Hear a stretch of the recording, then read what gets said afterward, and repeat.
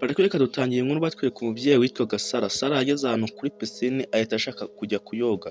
Ako kanya yahise agenda akuramo imyenda, bahita batwereka fime na telefone n'imyenda hafi aho, byerekana ko aho hafi hari umuntu. Sara yahise ajya muri pisine mu gihe ashaka gusimbukiramo, ako kanya hahise havayo umuntu, Sara ahita agira ubwoba ahita areka kujyayo. Ako kanya hahise hatunguka abakobwa bangaga Sara, Sara nawe isoni ziramwica abura uko abigenza. Ako kanya uwo mugabo yahise agenda. Sara kubw'isoni ahita yimanukira mu mazi, bakwika mu mazi bahise batwereka umuntu uhambiriyeyo, ariko Sara we ntabwo yamubonye. Sara yarazamutse ba bakobwa be bahita bamupfuka ikintu mu maso, Sara avuza induru ababwira ati sindi guhumeka. Barakwereka Sara yahise akikuramo kubw'Imana, ahita yongera asubira mu mazi. Barakwereka ba bakobwa bahise bajyana imyenda ye, Sara nawe avuye mu mazi arebye imyenda ye arayibura, ahita ahitamo kugenda n'amaguru. Ako kanya ageze mu nzira ahita ahura n'abagabo bahita batangira kumunyunzura ariko arabacika. Barakwereka Sara yakomeje imbere ahita agera kuri ya modoka, ako kanya wa mugabo ahita avayo n'umurambo. Barakwereka Sara yakomeje kugenda ageze imbere ya modoka, bahita bamuzanira imyenda, arebye mu modoka ahita abona wa mukobwa wamunyunzuraga.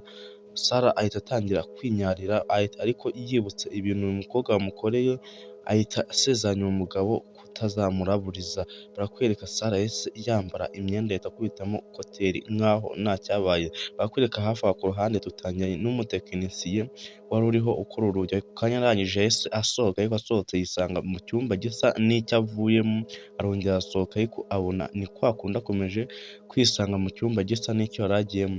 Barakwereka umugabo yatangiye gutegatega ibintu, umugabo atangira kugenda avuza induru, ariko umugabo biramucanga atangira kwibyinira.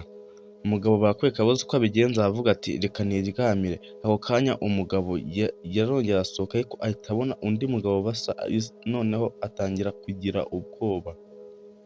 Barakwereka umugabo ako kanya yahise abona undi mugabo uryamye, ariko umugabo ahita akoresha tekinike yo agafata isinga agashumikaho. Barakwereka yatangiye gukurura umuriro uramukubise. Barakwereka wa mugabo yabyutse agira ubwoba, ariko we ahita abona inzira imusohora ahita yisohokera. Barakwereka wa wundi nawe yarabyutse yabonye ibintu biteye ubwoba natwe tutazi. Ushaka iyi filimi nzayisohora ku wa 4.